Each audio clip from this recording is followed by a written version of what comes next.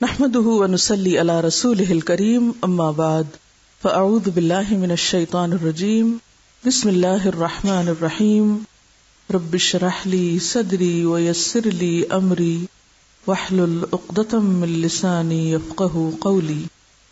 سورۃ آل عمران آیت نمبر 33 یعنی 33 سے لے کر آیت نمبر 46 تک۔ اعوذ باللہ من الشیطان الرجیم بسم اللہ آدم اور نوح اور آل ابراہیم اور آل عمران علیہم السلام، ان سب کو تمام دنیا والوں پر ترجیح دے کر منتخب کیا تھا، چن لیا تھا۔ یہ ایک سلسلے کے لوگ تھے جو ایک دوسرے کی نسل سے پیدا ہوئے تھے۔ اللہ سب کچھ سنتا اور جانتا ہے۔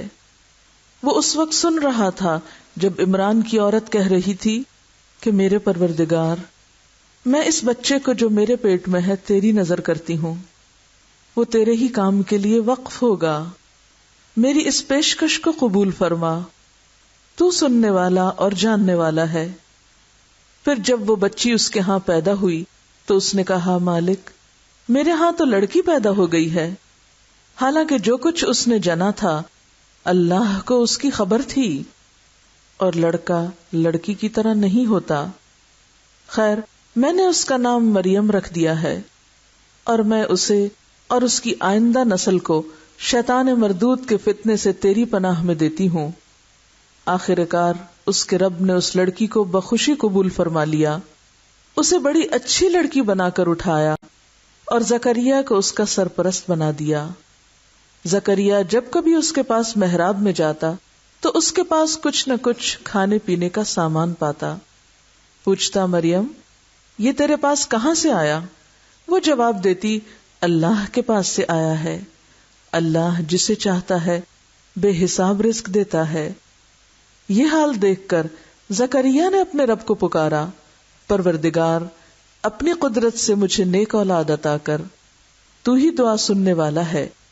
جواب میں فرشتوں نے آواز دی جبکہ وہ محراب میں کھڑا نماز پڑھ رہا تھا کہ اللہ تجھے یحییٰ کی خوشخبری دیتا ہے، وہ اللہ کی طرف سے ایک فرمان کی تصدیق کرنے والا بن کر آئے گا، اس میں سرداری اور بزرگی کی شان ہوگی، کمال درجے کا ضابط ہوگا، نبوت سے سرفراز ہوگا اور صالحین میں شمار کیا جائے گا۔ زکریا نے کہا، پروردگار بھلا میرے ہاں لڑکا کہاں سے ہوگا؟ میں تو بہت بوڑھا ہو چکا ہوں اور میری بیوی بانجھ ہے۔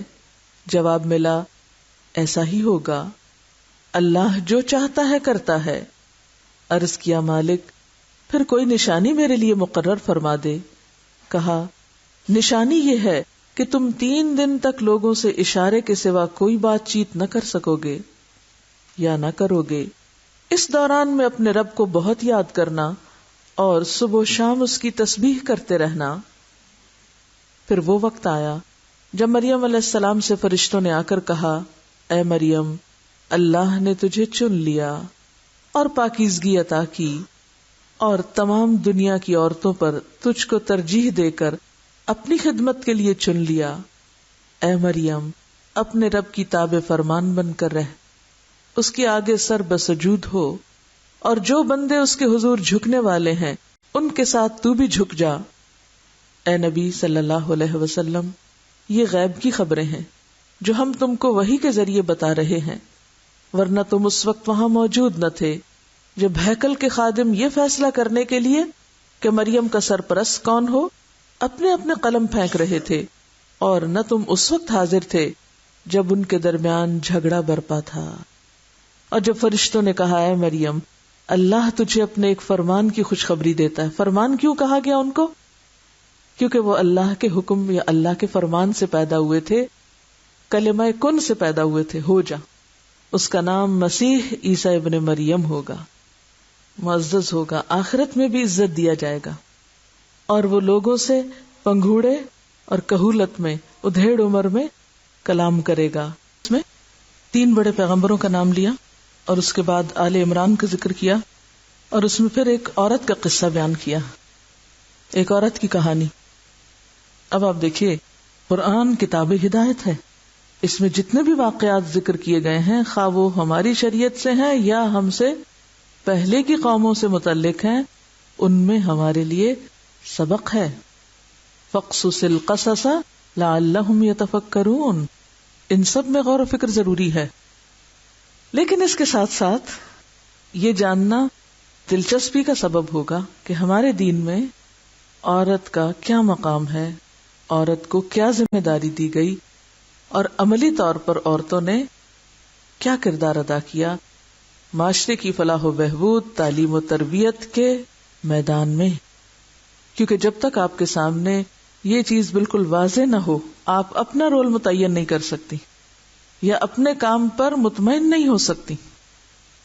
سب سے پہلی بات تو یہ ہے کہ اللہ کے رسول صلی اللہ علیہ وسلم نے عورتوں کو شقائق الرجال کہا. سنن نبی داؤد اور ترمذی میں آتا ہے، ایک مسئلے کا جواب دیتے ہوئے آپ نے فرمایا انما النساء شقائق الرجال. عورتیں بلا شبہ مرد کا شقیقہ ہیں. شقائق شقیقہ سے ہے. شقیق یا شقیقہ عربی زبان میں کسی چیز کے درمیان سے پھٹے ہوئے دو برابر برابر کے حصے کو کہتے ہیں. اسی سے درد شقیقہ میگرین بولا جاتا ہے، یعنی وہ درد جو سر کے آدھے حصے میں ہو. عورت مرد کا شقیقہ ہے. اس سے کیا پتہ چلتا ہے کہ عورت اور مرد دونوں ایک کل کے، ایک اکائی کے برابر آدھے کے دو حصے ہیں. کل کا آدھا مرد ہے اور اس کل کا دوسرا آدھا عورت ہے.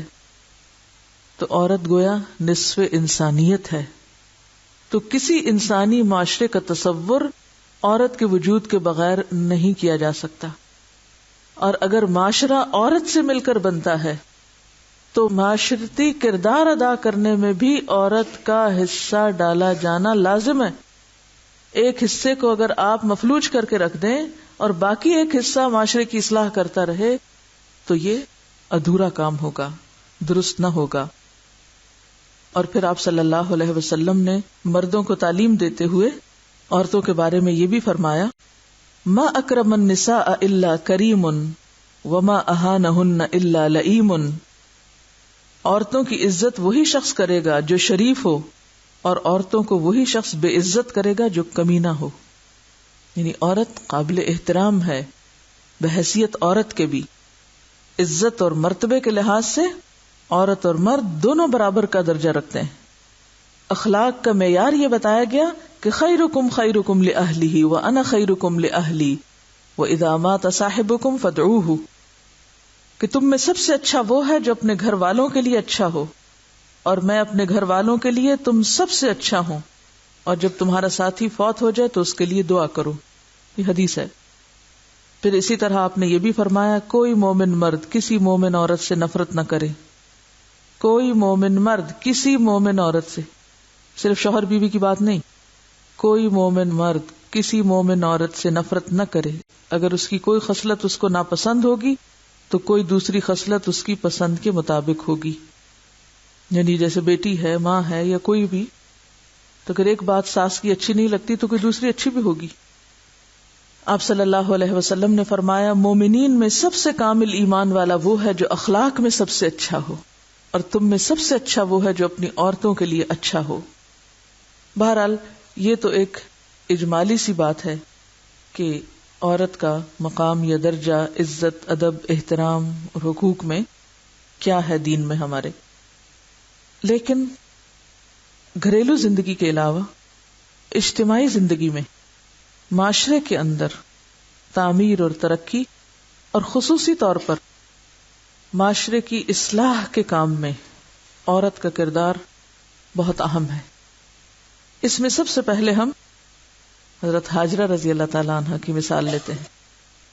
حضرت ہاجرہ رضی اللہ تعالی عنہ کو ان کے شوہر ابراہیم علیہ السلام نے کہاں لا کے بسایا تھا؟ اگر بنی اسرائیل کے انتہائی بگاڑ کے زمانے میں ان کی اصلاح کے لیے ایک عورت کو چنا گیا، یعنی اصلاحی کاموں کی ابتدا کے لیے، تو اسی طرح بنی اسماعیل کی ابتدا اور پھر حضرت عیسیٰ علیہ السلام اگر بنی اسرائیل کے آخری پیغمبر تھے تو رسول اللہ صلی اللہ علیہ وسلم پوری انسانیت کے لیے آخری پیغمبر تھے، اور بنی اسماعیل میں بھی آخری پیغمبر تھے۔ بنی اسماعیل کی داغ بیل کہاں جا کے پڑتی ہے؟ مکہ میں۔ وہ کہانی کہاں سے شروع ہوتی؟ ایک عورت سے شروع ہوتی ہے۔ اس میں بھی سیکریفائس کس کی ہے؟ قربانی کس کی ہے؟ عورت کی ہے، اور بہت زبردست قربانی ہے۔ اور اس میں آپ دیکھیے کہ ابراہیم علیہ السلام اللہ کے حکم سے بیوی اور چھوٹے سے بچے کو، جو ابھی ان کے لیے بالغ محرم نہیں بنا تھا، کسی دوسرے شہر اور ملک میں ہی نہیں، بالکل ویرانے اور تنہائی میں چھوڑ کے آتے ہیں۔ مکہ کی زمین پر کوئی دوسرا ذی روح نہیں بستا تھا، وہاں اس عورت کو چھوڑا جاتا ہے۔ اور بچہ کتنا ہے؟ کمانے کے قابل ہے؟ شکار کرنے کے قابل ہے؟ وہ تو خود اپنا کھانا کھانے کے قابل نہیں ابھی، اسی لیے تو جب اسے پیاس لگی خود جاتی، اور جہاں جہاں وہ دوڑتی ہیں اس مقام کو اللہ اتنی عزت دیتا ہے کہ قیامت تک بڑے بڑے مردوں کو بھی اسی جگہ پہ دوڑنا ہے جہاں وہ ایک عورت دوڑی تھی۔ اور پھر تنہا وہ بھی اس بچے کی تربیت کرتی ہیں جس سے آگے ایک نسل پھوٹنے والی، اور جس میں آخری پیغمبر بھیجے جانے والے ہیں۔ یہ ہے آل ابراہیم کی کہانی۔ آل عمران سے پیچھے چلیے، اور کس طرح وہ ان کی تربیت کرتی ہیں اور کس طرح وہ ان کو پالتی ہیں کہ جب باپ کئی سال کے بعد آ کے کہتا ہے بیٹا مجھے تو اللہ نے خواب دکھایا ہے کہ میں تجھ کو ذبح کر دوں، تو وہ کیا کہتا ہے؟ یا ابت افعل ما تؤمر، ابا جان جو آپ چاہتے ہیں کر جائیے، آپ مجھے انشاءاللہ صابر پائیں گے، میں آپ کی نافرمانی نہیں کروں گا۔ یہ وہ باپ ہے جسے اگر مادی معنوں میں دیکھیں تو جس نے کوئی ذمہ داری نہیں نبھائی۔ یہ دنیا کی نظر میں بات کر رہی ہوں کہ وہ بچے کے کھانے کا انتظام کرتا، یا بچے کے لیے تعلیم کا انتظام کرتا، یا بچے کی دنیاوی آسائش و آرام کا انتظام کرتا۔ ابراہیم علیہ السلام نے کچھ نہیں کیا، چھوڑا اور واپس گئے، ساری ذمہ داری ماں پہ۔ اور پھر آپ دیکھیں کئی سال بعد جب وہ بچہ بڑا ہو جاتا ہے، کس کے زیر سایہ، کس کی تربیت میں؟ ماں کی۔ وہ کہتے ہیں نا، کس نے سکھلائے اسماعیل کو آداب فرزندی؟ یہ مکتب کی کرامت تھی یا فیضان نظر تھا؟ کس کی فیضان نظر تھا؟ ماں کی۔ ماں کے نظروں کے سامنے رہے، ماں نے تربیت کی۔ اس باپ کی اطاعت جو کئی سال بعد لوٹ رہا ہے۔ آج دیکھیے ہم مائیں بچوں کو باپ کی کتنی اطاعت سکھاتی ہیں۔ اکثر تو چھپی چھپی سیاست چل رہی ہوتی ہے کہ باپ سے کاٹ کے بچوں کو صرف اپنا بنا لیا جائے، اور خاص طور پر اگر اختلاف ہو جائے۔ ہم تو یہ تربیت کر رہے ہیں اپنے بچوں کی۔ اس کے بعد اسی نسل میں آگے آئیے، رسول اللہ صلی اللہ علیہ وسلم کا نکاح حضرت خدیجہ کے ساتھ ہوتا ہے، مالدار ترین خاتون۔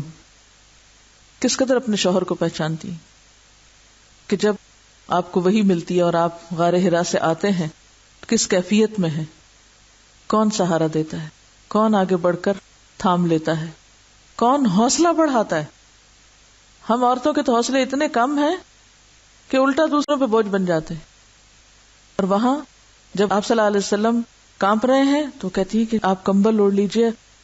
فقالت خدیجہ کلا واللہ ما یخزیک اللہ ابدا انک لتصل الرحم وتحمل الکل وتکسب المعدوم وتقر الضیف وتعین علی نوائب الحق۔ ہرگز نہیں، اللہ آپ کو کبھی رسوا نہیں کرے گا، آپ رشتہ داروں کا حق ادا کرتے ہیں، لوگوں کے بوجھ اٹھاتے ہیں، مفلس کی ضرورت پوری کرتے ہیں، مہمانوں کی مہمان نوازی کرتے ہیں، اور حق کے معاملے میں لوگوں کی مدد کرتے ہیں۔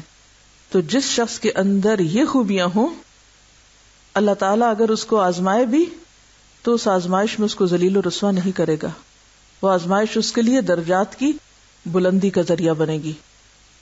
حضرت خدیجہ کی ساری زندگی میں جو بہت اہم حصہ مجھے نظر آیا اور جو میرے دل کو بہت ہی چھو گیا، وہ ان کی زندگی کا وہ حصہ ہے جسے آپ آخری حصہ کہہ سکتے ہیں، جب اہل اسلام پر مصائب کے پہاڑ ٹوٹ پڑے تھے۔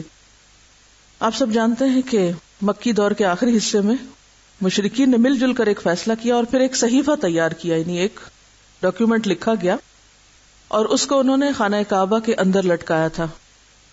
اس صحیفے میں لکھا گیا تھا کہ مکہ میں کوئی شخص محمد صلی اللہ علیہ وسلم اور ان کے خاندان کے ساتھ خرید و فروخت نہیں کرے گا، لین دین ختم، ان کے ساتھ نکاح یا قرابت کا معاملہ نہیں کرے گا. یہ صحیفہ دراصل مقاطع یعنی بائیکاٹ کا صحیفہ تھا. اس کے بعد نبی صلی اللہ علیہ وسلم اور آپ کے ساتھی مجبوراً مکہ کے قریب ایک پہاڑ کی گھاٹی میں چلے گئے. مقابلہ کیوں نہیں کیا؟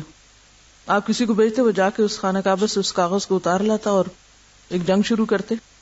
کیوں؟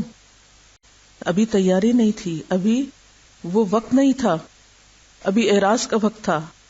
بہرحال تو مکہ کی مالدار ترین خاتون جنہوں نے اپنا سب کچھ اسلام کی تبلیغ کے لیے خرچ کر ڈالا، آخری وقت میں اس حال کو پہنچ گئی کہ اس بائیکاٹ کی وجہ سے وہ بھی آپ کے ساتھ اس گھاٹی میں چلی گئیں. یہاں کی زندگی بے حد تکلیف دہ زندگی تھی، نہ آرام، نہ کھانے پینے کا سامان، حتیٰ کہ درخت کی جڑیں اور پتیاں کھانے کی نوبت آ گئی تھی. مکہ کے بعض رحم دل افراد رات کے اندھیرے میں کچھ نہ کچھ کھانے کا سامان کبھی پہنچا ہی دیا کرتے تھے، لیکن وہ بالکل ناکافی تھا، اسے پیٹ نہیں بھر سکتا تھا. چنانچہ حضرت خدیجہ سخت بیمار ہو گئی. اب وہ سن رسیدہ بھی تھی، یعنی بڑی عمر کی ہو گئی تھی. ان کا رنگ کالا پڑ گیا. ایک دن نہیں، 2 دن نہیں، 1 مہینہ نہیں، 2 مہینے نہیں، 1 سال نہیں، 2 سال نہیں، 3 سال تک یہ سلسلہ جاری رہا. لیکن وہ خندہ پیشانی کے ساتھ اس تکلیف کو سہتی نہیں، کوئی شکوہ نہیں کیا اور کبھی چھوڑ کے جانے کا آپ کو نہیں سوچا. یہاں تک کہ ہجرت سے 3 سال پہلے مکہ میں ان کا انتقال ہو گیا. اس سال کو آپ سب جانتے ہیں کہ عام الحزن کہا جاتا ہے. تو اس سے کیا پتہ چلتا ہے؟ آپ چاہتے تو خدیجہ کو مکہ میں ہی چھوڑ جاتے، وہ مکہ میں ہی رہ لیتی. اور پھر اس کے بعد آپ دیکھیے، آج کے دور میں اگر کوئی عورت خود کماتی ہو اور شوہر نہ کماتا ہو، یا کسی عورت کا سٹیٹس شوہر کے سٹیٹس سے ماں باپ کے گھر بڑا ہو، وہ یہی مصیبت بن جاتی ہے گھر کے فساد اور اختلاف کی. سارا وقت یہی احسان جتا جتا کے اپنے عمل برباد کرتے ہیں کہ میں نے اتنا خرچ کیا، میں نے یہ دیا، میں نے یہ محنت کی، میری قربانی، میں اور میں کر کرا کے ضائع کرتے ہیں کیونکہ صبر جو نہیں. حضرت خدیجہ اتنی بڑی تاجر خاتون تھی کہ جب تجارتی قافلہ جاتا تھا تو ایک طرف سارے مکہ والوں کا سامان ہوتا تھا اور ایک طرف ان کا سامان ہوتا تھا، اور وہ اس سے بڑھ کے ہوتا تھا. اتنی مالدار خاتون. آپ صلی اللہ علیہ وسلم مالی اعتبار سے اتنے ساؤنڈ نہیں تھے، لیکن ایک دن وہ خاتون کہیں کچھ بھی اپنے آپ کو ظاہر کرتی نظر نہیں آتی، بلکہ اپنا سب کچھ خرچ کر ڈالتی ہیں اسلام کی تعلیم اور تبلیغ کے کام میں. اسی لیے تو اللہ تعالیٰ کی طرف سے سلام آتا ہے حضرت خدیجہ کو. جبریل آ کے سلام دیتے ہیں اور جنت میں موتیوں کے محل کی بشارت دیتے ہیں. حضرت خدیجہ کے بعد آپ صلی اللہ علیہ وسلم نے کس سے نکاح کیا تھا؟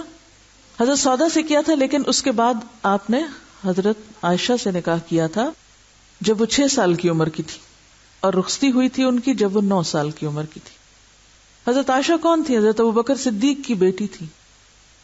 جس طرح اللہ تعالی نے حضرت مریم کے پاس فرشتہ بھیجا تھا اور اس نے آ کے خوشخبری دی تھی، اے مریم اللہ نے تجھ کو چن لیا، اسی طرح نبی صلی اللہ علیہ وسلم کو خواب میں دکھایا گیا تھا. جبریل علیہ السلام حضرت عائشہ کو ریشم میں لپیٹ کر آپ کے سامنے انہوں نے پیش کیا تھا. یہ اللہ کے حکم سے نکاح ہوا تھا. اس میں وہ ساری خرافات اور باتیں کہ اتنی چھوٹی لڑکی سے شادی کر لی اور پھر رخصتی ہوئی اور یہ کیا ہوا اور کیوں ہوا، اس میں حضرت عائشہ کی رضامندی بھی شامل ہے، اللہ تعالیٰ کی طرف سے حکم بھی ہے، جبریل علیہ السلام آپ کو دکھا بھی رہے ہیں، یہ سب اللہ کا فیصلہ ہے. اور 9 سال کی عمر میں وہ اتنی میچور ہیں کہ بڑی بڑی عمر رسیدہ خواتین کو پیچھے چھوڑ جاتی ہیں علم و حکمت میں. اور پھر آپ دیکھیے کہ چونکہ حضرت ابوبکر کی بیٹی، اور آپ کو معلوم حضرت ابوبکر مکہ کے ان گنے چنے چند لوگوں میں سے تھے جو پڑھے لکھے تھے، لٹریٹ پرسن تھے، انٹلیکچوئل پرسن تھے مکہ کے، اور انہی سے ان کی بیٹی نے بھی پھر آگے لکھنا پڑھنا سیکھا تھا. یہ آج کے اصطلاح میں انتہائی اعلیٰ تعلیم یافتہ گھرانہ تھا. جس کی ایک بیٹی پیغمبر کے نکاح میں آ رہی ہے. عورتیں تو اور بھی بہت تھیں. حضرت عائشہ ہی سے نکاح کیوں اور اس عمر میں نکاح کیوں؟ یہ ہم سب جانتے ہیں کہ زندگی کے ابتدائی سال سیکھنے کے لیے انتہائی مفید ہوتے ہیں. کہتے ہیں نا کہ چھوٹے بچوں کا ذہن جو اسپنج کی طرح ہوتا ہے, ہر چیز جذب کرتا چلا جاتا ہے. جتنی بھی اور خواتین تھیں حضرت عائشہ رضی اللہ تعالی عنہا کے علاوہ, وہ سب پہلے سے شادی شدہ تھیں یا پھر میچور تھیں یا ان کا ایک ذہنی سانچہ بن چکا تھا. جبکہ حضرت عائشہ رضی اللہ تعالی عنہا نے دور اسلام ہی میں آنکھ کھولی. ابو بکر جیسے باپ کو پایا جو کہتے ہیں کہ ایک دن ایسا نہیں گزرتا تھا جب میں نے آپ صلی اللہ علیہ وسلم سے ملاقات نہ کی ہو. حضرت عائشہ کہتی ہے کہ ایک دن نہیں ایسا ہوتا تھا جب آپ ہمارے گھر نہیں آتے تھے. دن رات حضرت ابو بکر صدیق اور حضور صلی اللہ علیہ وسلم کی ایک طرح سے رفاقت تھی, اور وہ اپنے باپ کے ساتھ آپ صلی اللہ علیہ وسلم کے سارے طریقوں کو دیکھ رہی ہیں, سارا دور ان کے سامنے ہے. پھر جب وہ نکاح کے بعد آپ کے ساتھ آتی ہیں تو دن اور رات آپ کے ساتھ ہیں, ایک طرح سے مسجد نبی کے ساتھ حجرہ ہے, سب کچھ سیکھ رہی. جب ایک ذہن ایک خاص طرح سے بن جاتا ہے پھر اس کو توڑ کے ڈی کنڈیشننگ اس کی کر کے پھر اس کو کچھ سکھانا مشکل ہوتا ہے.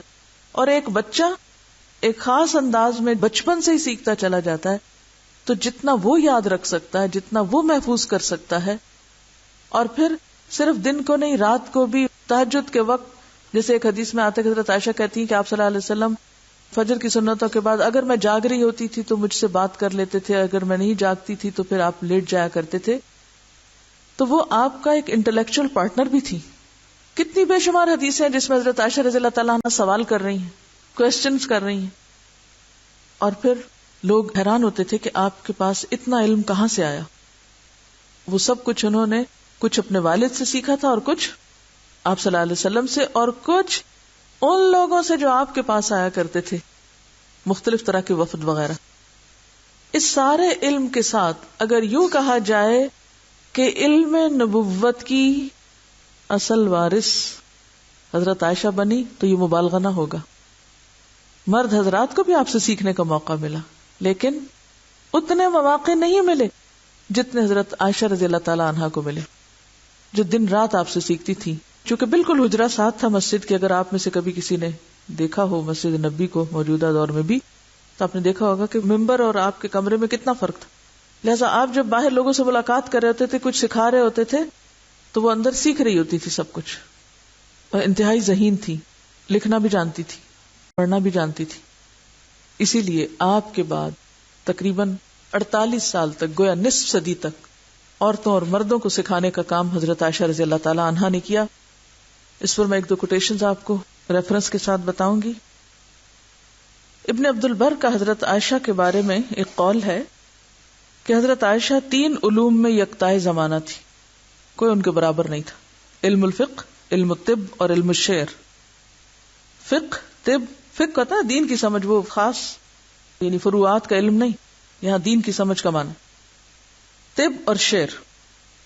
لوگوں کو حضرت عائشہ کی واقفیت شعر و ادب سے کہیں زیادہ ان کی طبی معلومات پہ حیرت ہوتی تھی. ابن ابی ملیکہ نے آپ سے کہا کہ آپ کی شاعری پر ہمیں تعجب نہیں ہوتا, آپ کی شاعری پہ ہمیں تعجب نہیں ہوتا کیونکہ آپ حضرت ابو بکر کی بیٹی, اور یہ ان کا ادبی ذوق تھا تو وہ آپ نے ان سے لیا جن کی فصاحت و بلاغت مانی ہوئی تھی. لیکن طب آپ نے کہاں سے سیکھ لی, اتنی طبی چیزیں آپ کو کہاں سے معلوم ہے؟ جواب دیا کہ حضور صلی اللہ علیہ وسلم کو جب کوئی تکلیف لاحق ہوتی تو باہر سے حاضر ہونے والے وفود اس کا علاج بتاتے تو میں اس کو یاد کر لیتی تھی. آپ کی حساب دانی کا یہ حال تھا کہ اکابر صحابہ آپ سے میراث کے مسائل دریافت کرتے تھے, بہترین میتھمیٹیشین بھی تھی. حضرت ابو موسیٰ اشعری, نام سنا ہوا, صحابی ہے نا, یہ بہت فقیہ اور عالم صحابی ہیں. حضرت عائشہ کے علم و فضل کے متعلق اپنا اور اپنے جیسے دوسرے ساتھیوں کا تجربہ بیان کرتے ہیں. لکھتے ہیں, ہم اصحاب رسول کو جب کبھی کسی حدیث کے معاملے میں کوئی مشکل پیش آئی اور ہم نے اس سلسلے میں حضرت عائشہ سے دریافت کیا تو دیکھا کہ ان کو اس کے متعلق علم ضرور ہے. یعنی جہاں ہمیں مشکل پیش آتی صحابہ کرام کو, اور یہ ابو موسیٰ اشعری تو خود ایک عالم ہے, وہ کہتے جب ہمیں مشکل پیش آتی تو ہم حضرت عائشہ کے پاس چلے جاتے اور وہاں سے ہمیں جواب مل جاتا. پھر اسی طرح عروہ بن زبیر وہ کہتے ہیں میں نے حضرت عائشہ سے زیادہ قرآن اور فرائض، حلال اور حرام، شعر و ادب کی تاریخ اور ان کے حسب نسب کو جاننے والا کسی اور کو نہیں پایا. پھر اسی طرح عائشہ بنت طلحہ کی روایت کے مطابق کان الناس یأتونہا من کل مصر، کہ لوگ حضرت عائشہ کے پاس ہر شہر اور علاقے سے فیض یاب ہونے کے لیے آیا کرتے تھے. یعنی صحیح معنوں میں نبی صلی اللہ علیہ وسلم کے علم کی وارث ہیں کہ جن سے پھر مختلف علاقوں اور شہروں سے لوگ آ کے سیکھتے تھے. ابن القیم الجوزی لکھتے ہیں کہ صحابہ کرام میں اگر کسی چیز پر اختلاف ہوتا تو امہات المومنین میں سے کوئی نبی صلی اللہ علیہ وسلم سے اس سلسلے میں کوئی حدیث بیان کرتا تو وہ اس کو فوراً قبول کر لیتے اور اپنے تمام اختلافات کو چھوڑ کر اس کی طرف رجوع کرتے. مروان کو ایک مسئلہ معلوم کرنا تھا تو کہتا ہے جب ہمارے درمیان ازواج مطہرات موجود ہیں تو کسی دوسرے سے کیوں اور کس لیے دریافت کریں؟ یعنی جتنا ان کے پاس علم ہے اوروں کے پاس تو نہیں. یہ ایک میں نے مقالہ لکھا تھا کچھ سال پہلے، اس میں نے کچھ ریسرچ کی تھی کہ خواتین نے علم کے میدان میں کیا کردار ادا کیا. تو میں چاہوں گی کہ کچھ حصہ اس کا آپ کو پڑھ کر سنا دوں تاکہ آپ کو ایک اندازہ ہو جائے کہ عورت نے علم اور تعلیم اور تربیت کے میدان میں کیا کیا کام کیے. عہد نبوی میں ہی، یعنی آپ صلی اللہ علیہ وسلم کے زمانے میں ہی خواتین کے مسائل سے متعلق معلومات کے لیے بطور خاص ازواج مطہرات سے رجوع کیا جاتا. آپ کی وفات کے بعد آپ کی نجی زندگی سے متعلق تمام تر معلومات کے لیے بھی ازواج مطہرات سے رجوع کیا جاتا. امہات المومنین حضرت حفصہ، ام حبیبہ، میمونہ، ام سلمہ اور عائشہ رضی اللہ عنہم جمیعاً کی خدمات کسی سے مخفی نہیں. حضرت عائشہ کی روایات کی تعداد 2000 سے زائد ہے. تعلیم اور تعلم کے سلسلے میں دیگر صحابیات نے بھی قابل تقلید مثالیں پیش کی.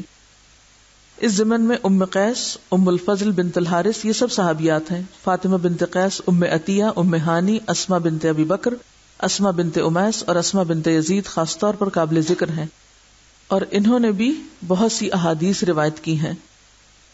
ان کے علاوہ بصرہ بنت صفوان اور سبیہ خولہ الجہنیہ، ام الحسین الاحمسیہ، ام جندب الازدیہ، ام الحکیم الخزاعیہ، خلیدہ بنت قیس، خطیبۃ النساء اسماء بنت یزید اور خنسہ حضرت خنسہ رضی اللہ تعالی عنہا، ان سب کا شمار ان خواتین میں ہوتا ہے جنہوں نے براہ راست حضور صلی اللہ علیہ وسلم سے احادیث روایت کی. اور پھر یاد رکھیے کہ صرف ازواج مطہرات نہیں، صرف آزاد خواتین نہیں، ان میں غلام خواتین بھی موجود ہیں جن میں روزینہ اور ماریہ یہ خادمات رسول بھی ہیں اور اس کے ساتھ ساتھ حدیث بھی روایت کرتی ہیں. میمونہ بنت سعید امیمہ مولات رسول صلی اللہ علیہ وسلم کی احادیث بھی موجود ہیں. حضرت بریرہ، ام علقمہ، خیرہ مولات ام سلمہ یعنی ام سلمہ کی باندی، پھر اسی طرح حضرت میمونہ کی باندی، پھر اسی طرح ابن عباس کی باندی، پھر عبد الرحمن الانصاری کی باندی، ام عمارہ الانصاریہ. آپ کو معلوم ہے کہ عربوں میں چونکہ غلامی کا رواج تھا کہ یہ سارے وہ نام ہیں جو غلام خواتین کے ہیں، آزاد خواتین نہیں، بلکہ اس کے ساتھ ساتھ جو اس طبقے کی مظلوم خواتین تھیں وہ بھی علم کے میدان میں اتنی آگے تھی کہ پھر ان سے احادیث روایت ہوئی اور لوگوں نے ان کو قبول کیا. یعنی اس سے ان کا درجہ آپ دیکھ سکتے ہیں کتنا ہے. تابعین کے دور میں بھی علمی تحریک نے زور پکڑا تو بہت سی ایسی خواتین سامنے آئیں. ان میں حفصہ بنت سیرین اپنے وقت کی مشہور عالم حدیث ہیں. ایاس بن معاویہ کے سامنے جب حسن بصری اور ابن سیرین کا ذکر کیا گیا تو انہوں نے برملا کہا کہ میرے نزدیک حفصہ بنت سیرین سے بڑھ کر اور کوئی نہیں. حسن بصری کا نام تو سنا ہوگا آپ نے، ہاں؟ ابن سیرین کا بھی سنا ہوا ہے؟ کیا ہے، کون ہے ابن سیرین؟ خوابوں کی تعبیر والے. تو ایاس بن معاویہ کے سامنے جب حسن بصری اور ابن سیرین کا ذکر کیا گیا تو انہوں نے کیا کہا کہ میرے نزدیک حفصہ بنت سیرین سے بڑھ کر کوئی نہیں. اب اس سے آپ اندازہ لگائیں کہ حسن بصری کا مقام اور ابن سیرین کا مقام کتنا زیادہ ہے، لیکن ان سے بھی اوپر رکھ رہے ہیں وہ حفصہ بنت سیرین کو. اسی طرح ام درداء الصغریٰ، ان کے شاگردوں میں ابو قلابہ، رجاء بن حیوہ، مکحول اور زید بن اسلم جیسے جلیل القدر تابعین شامل ہیں. امرہ بنت عبد الرحمن، یہ شاگردہ ہیں حضرت عائشہ رضی اللہ تعالی عنہا کی، خاص شاگرد ہیں اور ان کی روایات کو سب سے زیادہ جاننے والی ہیں. ان کے شاگردوں میں مشہور قاضی ابو بکر بن حزم ہے. ابن حزم کا نام سنا؟ اصل میں آپ کو تاریخ اسلامی کا چونکہ اندازہ نہیں کہ یہ نام کن شخصیتوں کے ہیں، اس لیے شاید آپ ان باتوں کو ویلیو بھی نہ کر سکیں کہ آپ کو کیا بتایا جا رہا ہے اس وقت.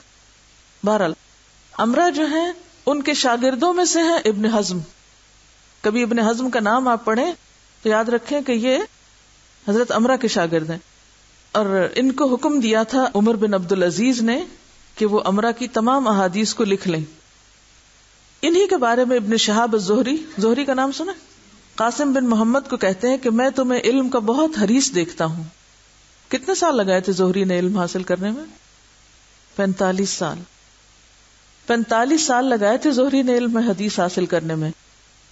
تو ابن شہاب الزہری جو ہیں وہ قاسم بن محمد کو کہتے ہیں میں تمہیں علم کا بہت حریص دیکھتا ہوں، کیا میں تمہیں اس کے خزانے پہ نہ مطلع کروں کہ خزانہ کہاں ہے علم کا؟ اگر علم حاصل کرنا چاہتے ہو تو امرہ کے پاس جاؤ. قاسم کہتے ہیں کہ امرہ کے پاس جا کر مجھے ایسے لگا کہ وہ علم کا کبھی نہ خشک ہونے والا سمندر ہے، اتنا نالج ہے کہ کہیں ختم نہیں ہو رہا. مشہور تابعی سعید بن مسیب، ان کی بیٹی ابنۃ المسیب کے نام سے مشہور تھی. ان کے شوہر شادی سے قبل سعید بن مسیب یعنی ان کے والد سے درس حدیث لیتے تھے. شادی کے اگلے روز جب وہ جانے لگے تو اپنے شوہر سے کہنے لگی آپ کہاں جاتے ہیں؟ کہنے لگے کہ استاد کے پاس جا رہا ہوں. کہا کہ استاد کا سارا علم میں آپ کو گھر میں دے سکتی ہوں، جو کچھ آپ وہاں سیکھنے جا رہے ہیں وہ سب مجھ سے سیکھ لیں.